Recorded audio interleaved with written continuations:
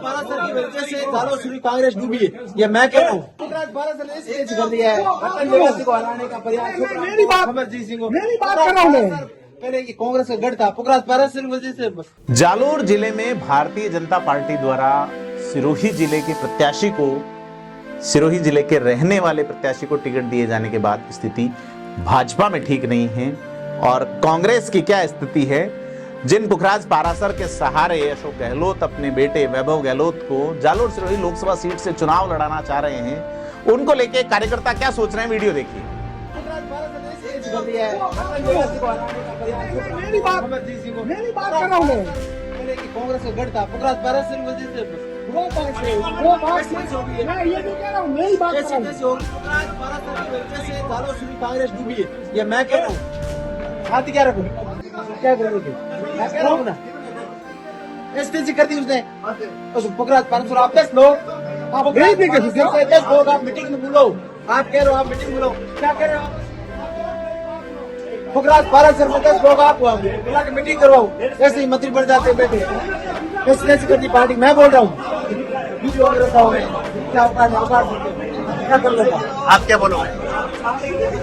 तो वीडियो में आप देख रहे हैं कि कार्यकर्ता सोच ही नहीं रहे, बोल भी रहे हैं कि वोट इनके पास नहीं है, लेकिन जब भी सरकार बनती है मंत्री बन जाते हैं। पुखराज पारासर में 10 लोग आप बुला के मीटिंग करवाओ, ऐसे ही मंत्री बन जाते बैठे।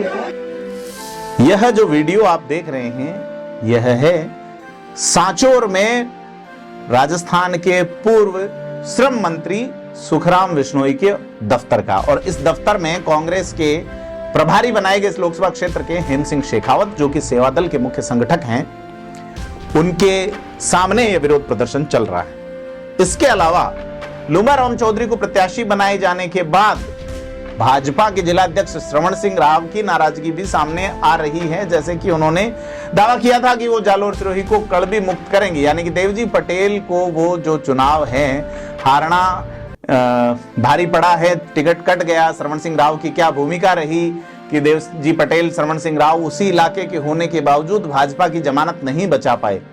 अगर अपन देखें कि बाड़मेर में देखें या जालोर में देखें, तो दोनों ही जिलाध्यक्षों के जमानतों का संकट पड़ा है। वहां स्वरूप सिंह खारा चुनाव लड़े और जमानत जब्त करवा बैठे।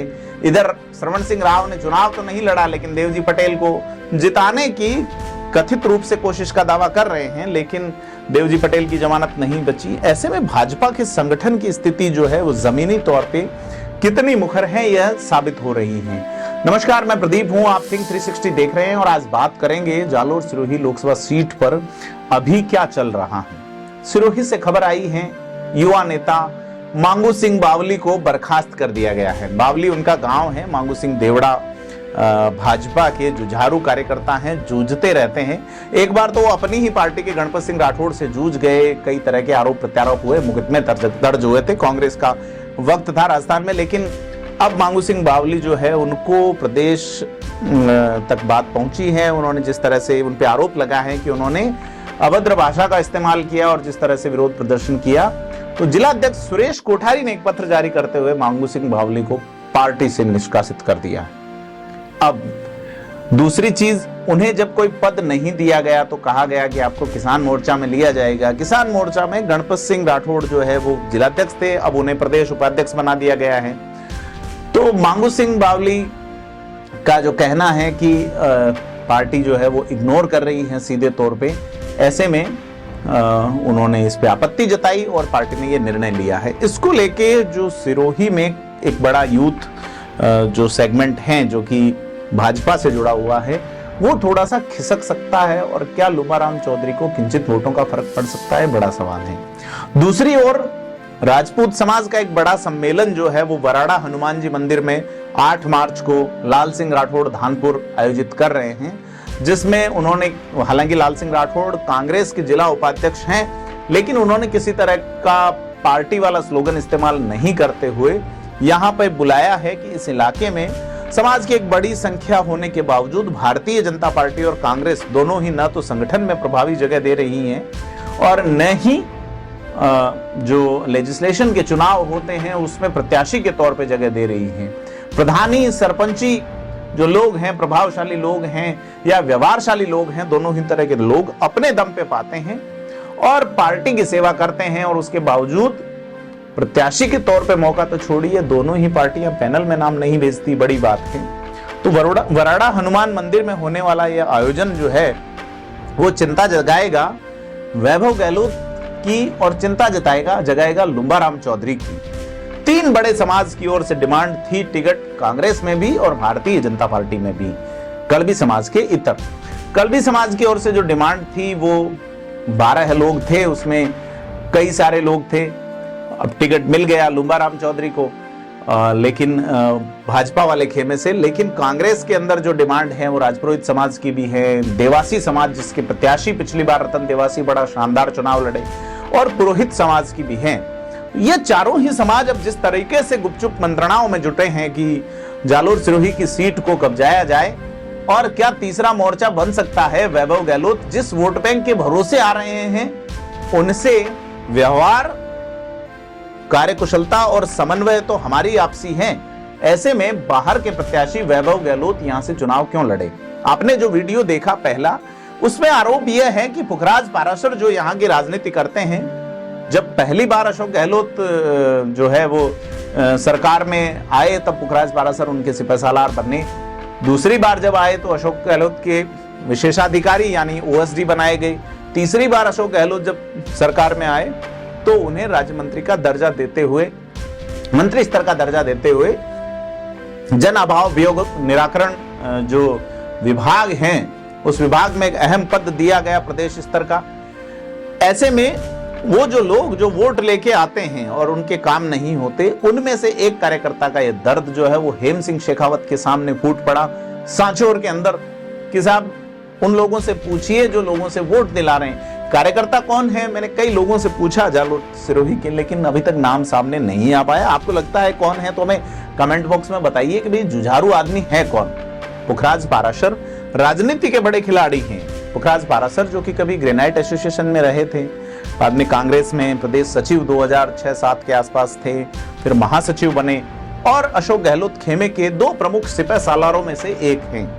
पूर्वी राजस्थान या राजस्थान का ये हिस्सा, जयपुर, अजमेर या मेवाड़ वाला या ये हिस्सा धर्मेंद्र राठौड़ संभालते हैं और बाकी वाला जो पश्चिमी राजस्थान का हिस्सा है वो पुखराज पाराशर संभालते हैं। पुखराज पाराशर कभी चुनाव नहीं लड़े, लेकिन अशोक गहलोत के विश्वस्त साथियों में से एक हैं और पुखराज पाराशर ही वो अशोक गहलोत के साथी हैं जो पैरवी कर रहे हैं कि वैभव गहलोत को जालोर सिरोही से लड़ा दिया जाए। वैभव गहलोत को जालोर सिरोही से लड़ाने की जो डिमांड थी 2019 में भी लोकसभा में उठी थी, जब एक वरिष्ठ पत्रकार श्रवण सिंह राठौड़ जो कि समाचार पत्र में दिल्ली में ब्यूरो चीफ हुआ करते थे, उन्होंने इस्तीफा देके यहाँ पे वैभव गहलोत को लाने की मांग की थी। उस वक्त चर्चा भी चली, लेकिन उनका यहाँ से जब प्रभारी आए थे, भंवर सिंह भाटी उस समय प्रभारी हुआ करते थे, तो उन्होंने जब भंवर सिंह भाटी को पत्र सौंपा कि वैभव गहलोत को जालोर सिरोही से लड़ाइए, यहाँ से सीट निकलेगी।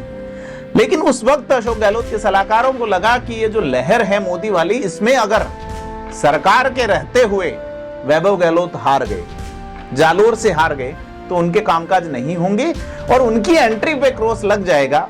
क्योंकि भले ही ओम सिंह चांद्राई को ले या पुखराज पाराशर को ले या कांग्रेस के अन्य नेताओं की जो कि वोट लेके नहीं जीते हुए नेता हैं, जो कि ओम सिंह चांद्राई की पुत्र वधू प्रधान रही हैं, खुद नहीं बन पाए कुछ भी, वो हार गए थे 2013 का विधानसभा चुनाव।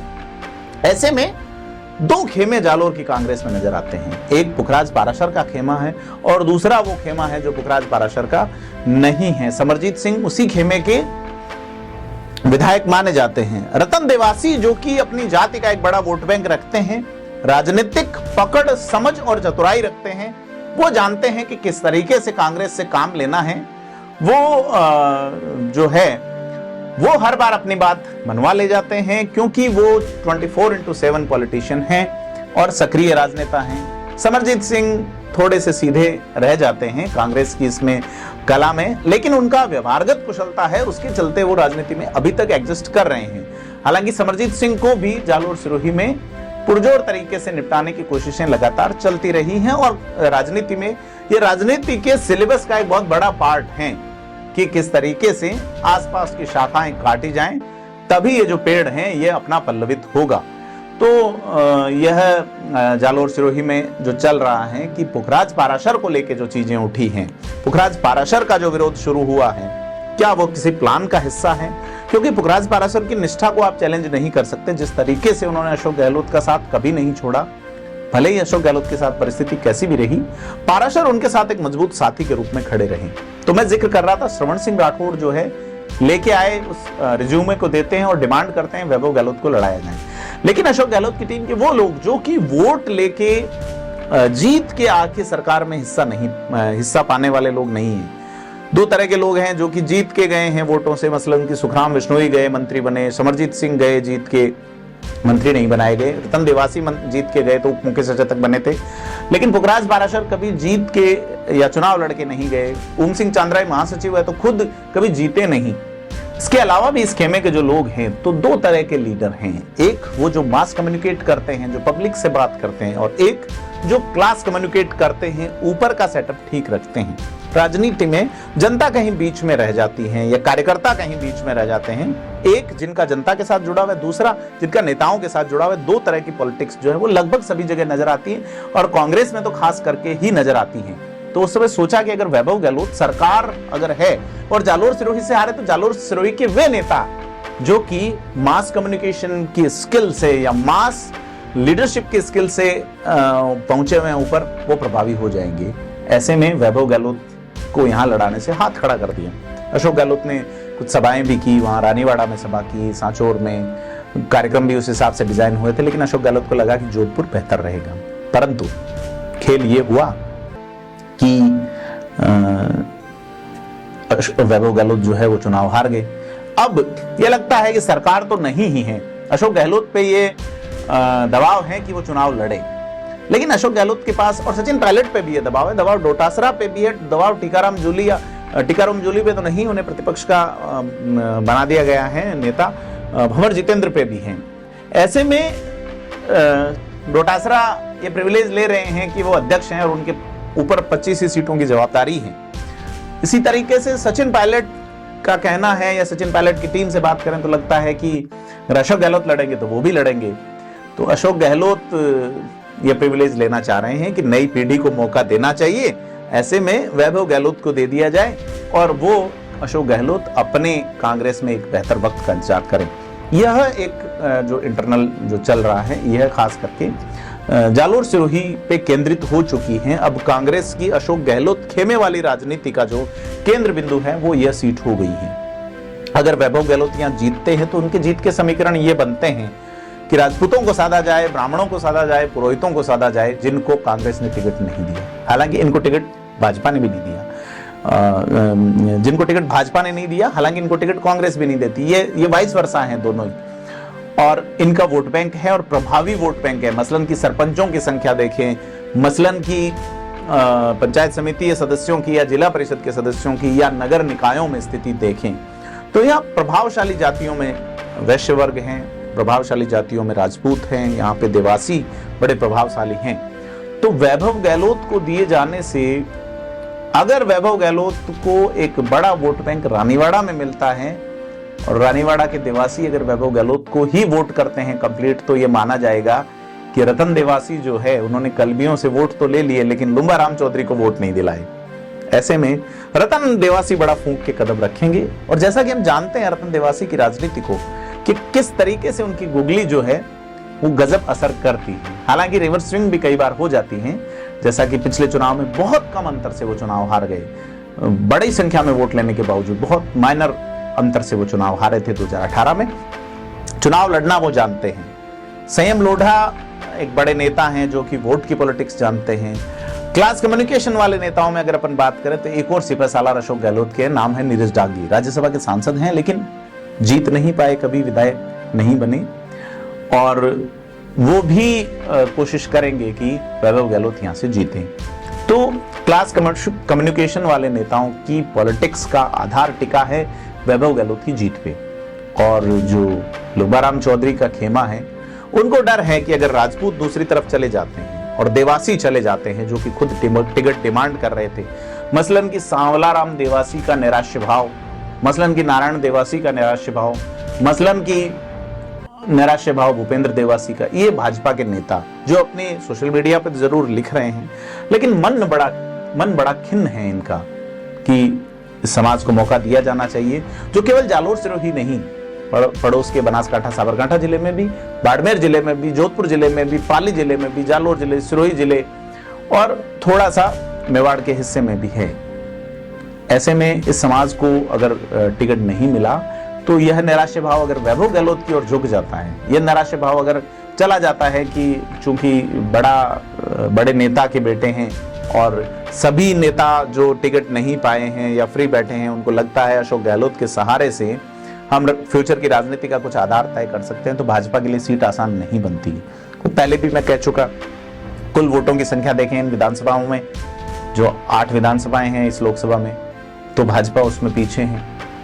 4 सीटें ही भाजपा जीत सकी हैं यहाँ पे, 3 कांग्रेस के पास में है, कांग्रेस के पास बड़े अंतर से हैं, 1 निर्दलीय के पास है। निर्दलीय जीवाराम चौधरी क्या बार्गेन करेंगे, भाजपा उन्हें क्या कह के मनाएगी, क्योंकि विधायक का प्रभाव तो है ही, वो 1 लाख के आसपास वोट ले गए। पूराराम चौधरी जो है पूर्जीबा भीनमाल वाले, वो क्या स्टेप लेंगे, तमाम चीजें हैं। तो जालोर सिरोही में अभी जो है वो एक बार पन्नी जो है वो थोड़ी सी धुंधली हो गई है और एक इंतजार है कि कांग्रेस किसे टिकट देती है। वैभव गहलोत का नाम पहले नंबर पे है, ओम सिंह चांद्राई है, फिर सवाराम पटेल है जो चुनाव नहीं जीत पाए, या फिर और भी नेता जिनका नाम पैनल में कहा जा रहा है। लाल सिंह राठौड़ अपनी कोशिशों में जुटे हैं। इसके अलावा भी जो कांग्रेस के नेता हैं जैसे कि दिनेश चौधरी हैं, सवाराम पटेल का नाम है, ये लोग कोशिशें कर रहे हैं। संध्या चौधरी का नाम है जो पहले 2009 का चुनाव लड़ी थी। परंतु क्या होगा और क्या आपको लगता है, इस पे हमें कमेंट बॉक्स में बताइए। और जालोर सिरोही की पॉलिटिक्स को लगातार तरीके से देखने के लिए हमारे साथ जुड़े रहें। चैनल को लाइक, शेयर और सब्सक्राइब जरूर करें। धन्यवाद।